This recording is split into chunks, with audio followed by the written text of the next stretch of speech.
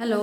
Semester 3 के लिए main Hindi जिसका है उसके लिए पेपर 5 के लिए जयशंकर प्रसाद के व्यक्तित्व एवं कृतित्व का परिचय दीजिए वाला प्रश्न हम करेंगे, जिसके उत्तर में हम प्रस्तावना, जीवन और व्यक्तित्व, रचना संसार और उपसंहार जैसे मुद्दों पर चर्चा करेंगे। आइए जब चलते हैं उत्तर की तरफ। हिंदी साहित्य में एक विद्रोह के रूप में उभर कर सम्मुख आने वाले युग को छायावाद की संज्ञा दी गई है और छायावाद की इस अनुपम, अपूर्व एवं अद्भुत साहित्य धारा के प्रवर्तन का श्रेय मिला सरस्वती के विशिष्ट पुत्र महाकवि जयशंकर प्रसाद को।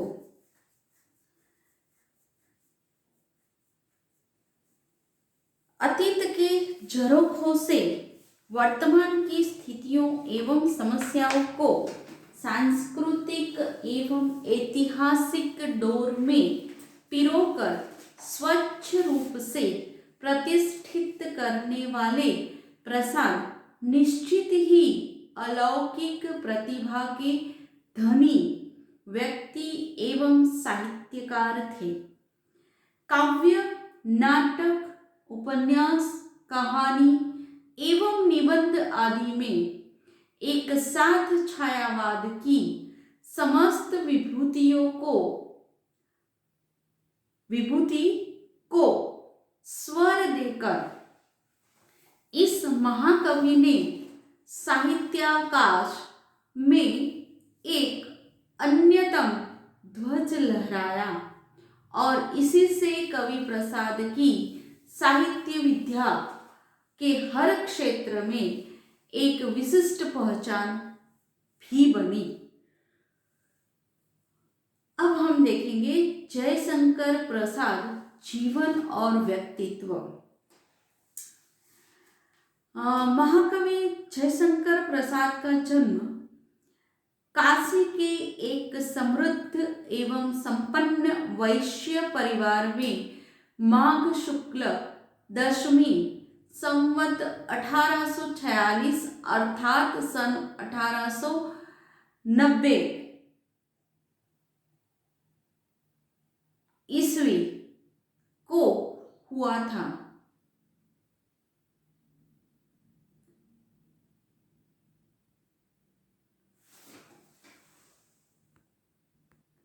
इनके पूर्वज सुंदनी साधु के नाम से विख्यात शिव के अनन्य भक्त थे। शिवरत्न साहू उनके पितामह थे और वे अत्यंत दयालु तथा दानी व्यक्ति थे। इनकी माता का नाम श्रीमती मुन्नी देवी था और अपने भाई बहनों में सबसे छोटी होने के कारण माता का इनके प्रति विशेष प्रेम था। प्रसाद जी के ज्येष्ठ भाई का नाम शंभु रत्न था। इस परिवार में प्रसाद जी से पहले उनके कई भाई बहनों की मृत्यु हो चुकी थी, इसीलिए प्रसाद जी की दीर्घायु के लिए गोकर्णनाथ महादेव की मनौती मानी गई थी। इसी कारण से यही कारण है कि इनका नाम भी भगवान शंकर के प्रसाद रूप स्वरूप जयशंकर प्रसाद रखा गया। प्रसाद जी ने प्रारंभिक शिक्षा घर पर ही की। इसके बाद वे स्थानीय क्वींस कॉलेज में 7वीं दर्जे तक पढ़े। कश्मीरी प्रत्यभिज्ञा दर्शन की विचारधारा से समृद्ध इस परिवार के धार्मिक एवं दार्शनिक वातावरण का प्रभाव तो प्रसाद जी के चिंतन पर पड़ा ही था। साथ ही सहृदयता, उदारता, धर्मनिष्ठता एवं साहित्य सूजन क्षमता के गुण भी उन्हें उत्तराधिकारी में प्राप्त हुए। इसी परिवेश में विभिन्न प्रकार के व्यक्तियों से परिचय होने के फलस्वरूप ही उनके काव्य एवं अन्य साहित्य में विभिन्न मानव स्वभावों का सफल एवं पूर्ण चित्रण भी मिलता है। 7वीं कक्षा में पढ़ते समय ही उनके पिता का स्वर्गवास हो गया था। परिणामतः 12 वर्ष की अवस्था में ही स्कूल की शिक्षा से उन्हें वंचित होना पड़ा। परिवार का सारा भार अग्रज श्री शंभुरत्न जी ने संभाल लिया। प्रसाद जी की शिक्षा का प्रबंध घर पर ही किया गया और उन्होंने हिंदी, उर्दू, फारसी तथा संस्कृत का गहन अध्ययन किया। वेद और उपनिषदों का उन्हें विशिष्ट ज्ञान था। 15 वर्ष की अवस्था में तो माता का देहांत हो गया। दुर्भाग्य से यही साथ न छोड़ा, दुर्भाग्य ने उनका साथ न छोड़ा। 2 वर्ष बाद अग्रज भाई शंभुरत्न का भी स्वर्गवास हो गया और घर का पूरा दारोमदार प्रसाद जी पर आन पड़ा। छिपकर तुकबंदियां लिखने वाले प्रसाद जी का अल्हड़ कवि 15 वर्ष की अवस्था से ही दुकान पर बैठकर बही खातों के रद्दी कागजों पर कविता की आराधना किया करता था। 1908 तक प्रसाद जी द्वारा ब्रज भाषा में रचित कविताएं तत्कालीन पत्र पत्रिकाओं में छपने लगी थी। प्रसाद जी ने 11 वर्ष की बाल्यावस्था में अपनी माता के साथ पुष्कर जी, ओंकारेश्वर, जयपुर, उज्जैन, ब्रजमंडल तथा अयोध्या आदि स्थानों की यात्रा की थी। भारत के प्राकृतिक सौंदर्य एवं संपदा के अद्भुत दृश्यों का आस्वाद भी उन्होंने लिया था। पर्वतों, झरनों, लहरों और कानन कुसुमों की चांदनी रातों में विहार भी किया था। जगन्नाथपुरी की यात्रा में सागर की विशालता, गंभीरता तथा उताल तरंगों की गर्जना भी उन्होंने सुनी थी। तो मां पृथ्वी के अंचल में विराजमान हिमगिरी के उत्तुंग शिखर का आनंद भी लिया था। इन्हीं सब अद्भुत प्रकृति शक्तियों ने कवि हृदय को प्रेरणा प्रदान की। संस्कृत और अंग्रेजी के नियमित अध्ययन से उन्हें वेद उपनिषदों के साथ साथ पुराण, महाभारत तथा अन्य ऐतिहासिक, सांस्कृतिक महाकाव्यों एवं ग्रंथों के अध्ययन की प्रेरणा मिली। भारतीय संस्कृति के प्रति यही से श्रद्धा उत्पन्न हुई तो अतीत के प्रति रुचि भी जागृत हुई। प्रसाद जी कसरत और व्यायाम में भी नियम से लीन रहते थे। कुश्ती और दंगल तथा गरिष्ठ खुराक उनके शौक थे। माता पिता तथा ज्येष्ठ भाई के स्वर्ग प्रस्थान के बाद भी इस संघर्षरत कवि को दुर्भाग्य से जूझते रहना पड़ा। विवाह स्वयं किया तो कुछ ही वर्षों बाद पत्नी भी चल बसी।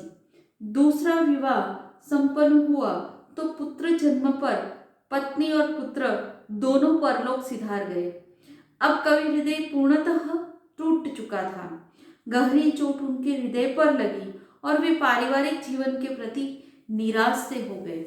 दर्शन का गांधीर्य उन्हें चेरता गया, किंतु नियति का खेल निराला है। भाभी और मित्रों के आग्रह पर तीसरा विवाह किया। इसी पत्नी से उन्हें रत्न शंकर नामक एकमात्र पुत्र की प्राप्ति हुई। व्यक्ति की दृष्टि से उच्च कोटि के महापुरुषों में गिने जाने वाले महाकवि प्रसाद ने परिवार और व्यापार के कठिन उत्तरदायित्वों को संभालते हुए भी गहन अध्ययन एवं मनन के दृढ़ संबल तथा नैसर्गिक प्रतिभा के वरदान से जो कुछ भी भारतीय साहित्य को दिया उस पर हम सभी को गर्व है। हमारा दुर्भाग्य ही है कि छोटे से जीवन की कैसे बड़ी कथाएं आज कहूँ कहने वाला बहुमुखी प्रतिभा संपन्न वह महान कलाकार व्यक्तित्व अधिक दिनों तक हमारा मार्गदर्शन न कर सका। जनवरी सन 1937 में प्रसाद जी बीमार पड़ गए और चिकित्सकों ने घोषित कर दिया कि उन्हें राज्य क्षमा हो गया है। दिन प्रतिदिन उनका स्वास्थ्य गिरता गया। डॉक्टरों ने उन्हें काशी छोड़कर पहाड़ों पर जाने की सलाह दी, किंतु प्रसाद जी काशी नहीं छोड़ना चाहते थे। परिणामतः सन 1937 में 48 वर्ष की अल्पायु में ही उन्होंने यह शरीर और दुनिया दोनों छोड़ दी। उनके रचना संसार के विषय में बात करें तो उनकी रचनाएं और रचना संसार भावनाओं के मधुर गायक तथा काव्य की विशिष्ट सृष्टि के निर्माता। जयशंकर प्रसाद जितने महान हैं उतना उनका रचना संसार भी कम महान है। वे महान कृतिकार ने कवि कर्मी जीवन साधना में संसार के अनुभवों की मार्मिक प्रतिक्रिया को भाषा के माध्यम से अभिव्यक्ति देकर साहित्य को प्रेरणा प्रदान की तथा समूचे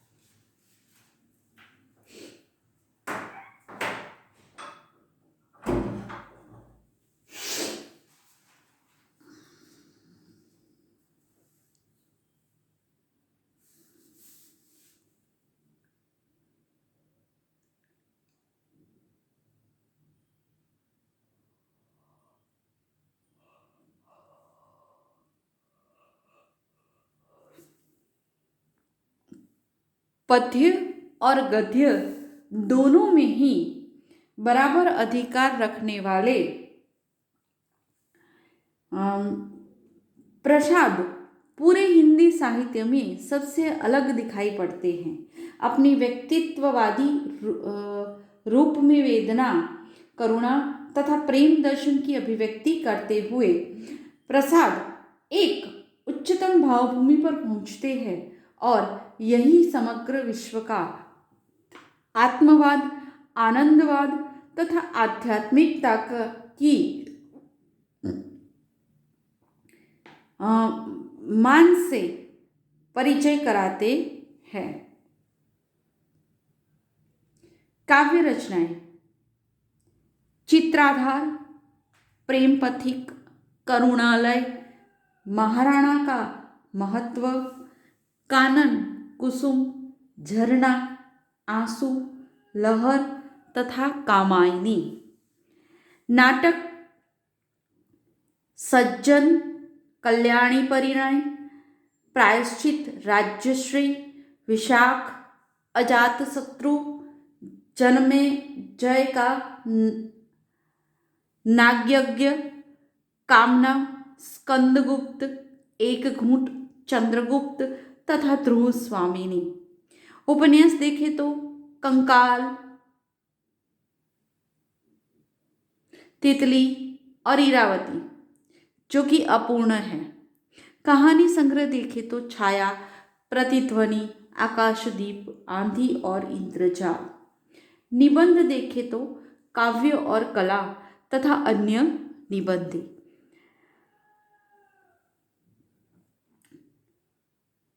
इस प्रकार आनंदवाद को जीवन की साध्य तथा समरसता को साधन मानने वाले इस विश्व कल्याण के प्रतिनिधि कवि ने अपने साहित्य सागर की अपार जल राशि के भीतर अमृत का एक ऐसा कलश रख दिया है जो युगों युगों तक संसार की शरण में आने वालों के विष को प्रभावहीन बनाकर उन्हें अंबर आनंद की कल्याणकारी एवं समरस भूमि तक ले जाएंगे।